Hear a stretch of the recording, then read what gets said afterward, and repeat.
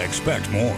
This is Channel 6 News at 5. Good evening and thanks for joining us. I'm Imani Payne. Doug and Leslie have the night off. We begin tonight in Harker Heights, where police are still fighting brutality claims. The department released body cam footage they say proves they never dragged a woman out of her car and beat her on New Year's Day. Channel 6 News reporter Andrew Moore is in studio to walk us through that footage. Andrew. Amani, Harker Heights Police Chief Mike Gentry provided extensive evidence Tuesday that the beating never happened. Couldn't include the body cam footage, though, because they say it malfunctioned. DeRay's lawyer dropped the case afterwards, but called the equipment failure implausible. Today, police said they were able to actually recover that video, though, and you're seeing that now. We can give you a full picture of what happened that night. Officer Woods first finds Leah DeRay sitting in the passenger side of the back seat, and she's alert. Another officer informs Woods she was found passed out. DeRay says she's cold and asks why she has to leave. William, only reason why I'm asking you because I'm cold. That's the only reason. My hand is behind the back. My name's Officer Doherty, Killeen Police Department. I've told you, don't turn around. Mr. Wood, the only reason why I'm asking is please hold my hand. DeRay claims she was thrown to the ground while being cuffed, but you can see that clearly didn't happen. The video then goes on to show DeRay being put in the back of a patrol car unharmed. To watch the whole video and see it all for yourself, head to our website, kcentv.com. Amani? All right, thanks, Andrew. The charred remains of a human were found after a house fire in Gatesville this morning. It happened at a home in the 300 block of River Road.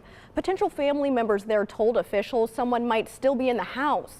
After firefighters got the blaze under control, they found charred remains of what appeared to be a human body. Police are not releasing an identity right now. And a Copperas Cove man indicted on a murder charge for killing his girlfriend back in 2016 was arrested again this week, this time for sexual assault of a child. Matthew Stoddard was booked into the Coryell County Jail late Tuesday night. No specific details about the sexual assault charge he faces were immediately available. Because Stoddard bonded out on his murder charge in 2016, he was not taken back into custody after his 2017 indictment for the same case. A Harker Heights woman turned herself into police for a hit and run back in November that left Harker Heights resident Mario Tobar dead. 60-year-old Sherry McClure surrendered to police after a warrant for her arrest was issued yesterday afternoon. She remains in the Bell County Jail with bond set at $1 million. Channel 6 News reporter Jillian Angeline spoke with Todder's fiance earlier today. His family still grieving from the loss. Jillian. Amani, Mario's fiance April Martinez says she and her kids are still devastated with the loss of their dad. Martinez said she and Tobar walked everywhere and he was walking to the store that day of the accident. She says she has to see the spot where he was hit every single day because she lives in that area. At this point, McClure's surrender may be one step closer to justice for Tobar's family, but Martinez is afraid McClure will get away with it. She says this arrest still won't bring her Mario back. She was probably out celebrating the holidays with her family, and I had to take my kids to the grave. My son, he has his moments. My daughter, she lives in Fort Worth now, but yeah, they have their moments where they break down. All of us do, because it's hard. She says when she got to the hospital after the accident, Tobar had already died from the trauma. Martinez tells me she is planning to go to every court date for McClure. Amani, sending it back to you. All right, thanks, Jillian. The next Twin Peaks shootout trial has been delayed by half a year. A joint motion filed yesterday by prosecutors and the defense asked for the trial to be pushed back 180 days.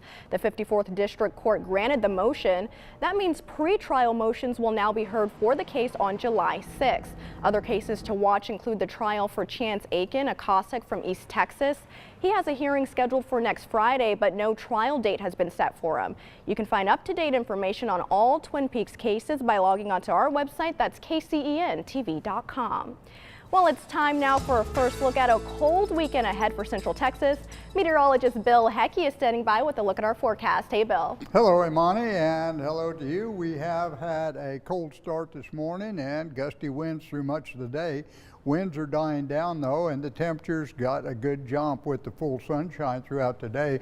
We're in the 50s, and Waco has hit 60. Temple lagging behind at 48 degrees, and we've got 48 reported Temple. And as we move through the night, now we are going to cool. Initially, it's not too rapid down through the 30s, but we're going to be back down in the 20s tomorrow morning. A cold day ahead, and we'll have more coming your way in just a little bit. Imani? All right, thanks, Bill. Now to Temple, where a woman was hit and killed last night, and now police are trying to track down the driver of the car that hit her. 40-year-old Veronica Salinas was found dead just before 9 on I-35 near exit 302. A portion of the highway had to be shut down for a while to reconstruct the accident. Investigators say any vehicles involved in the accident will have extensive damage. If you have any information, please call police.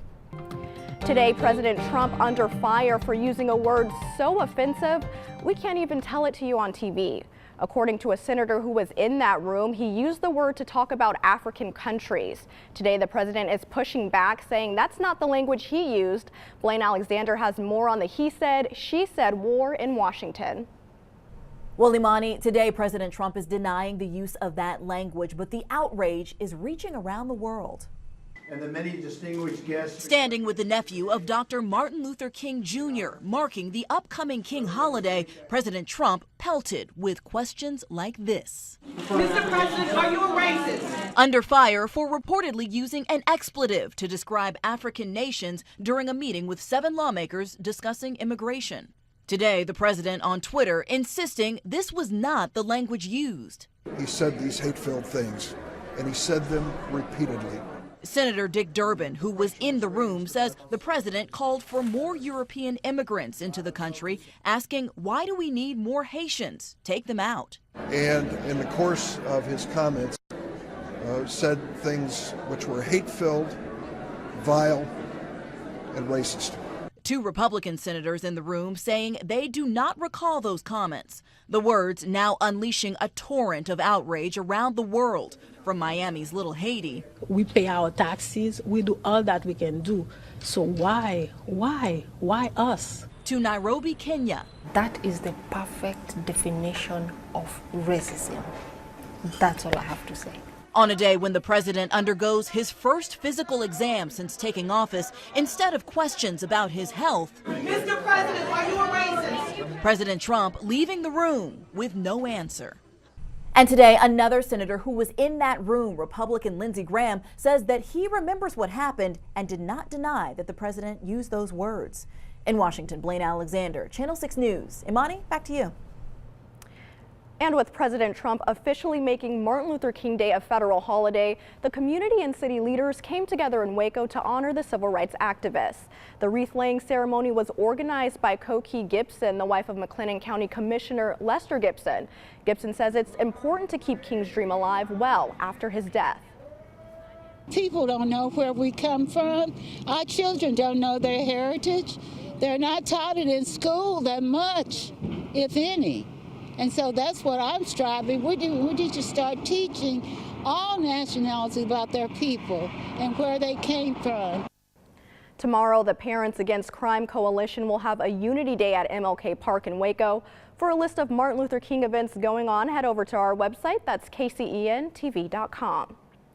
Well, it's been another frustrating and heartbreaking day in Montecito, California, as rescue crews search the same devastated areas again and again for signs of any survivors. And the number of missing changed again from 43 last night to 5 this morning. But the death toll did not. It's still sitting at 17 people. Gina Kim has the latest. For a 4th day, teams of men and women with shovels, dogs, and long sticks tread a familiar path through the devastation zone in Montecito. Every day the scene looks different as the mud and rainwater dry out and as heavy equipment shovels away debris.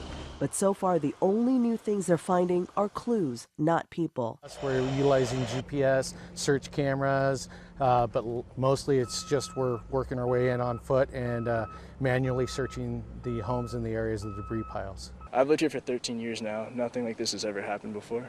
Laird Fowler and his friend Sasha walked around the hard-hit areas in disbelief. The mudslide Tuesday morning swept away a coworker and an acquaintance. Only one of them has been found. From what I heard, they got carried down the road, and yeah, they found him the next morning. Among the 17 killed in the tsunami-like conditions were a prominent realtor, the founder of a local academy, and 2 children from one family, where the mother and a 3rd child are still missing. You can't take it in. It doesn't make sense. There's just big, huge boulders and trees going sideways, and it's the most scary, unsettling feeling you'll ever have. The Santa Barbara County Sheriff warned that the number of missing will keep fluctuating, and that's proved true. There were 43 reported missing yesterday. Today, it's 1/8 of that. Gina Kim, NBC News.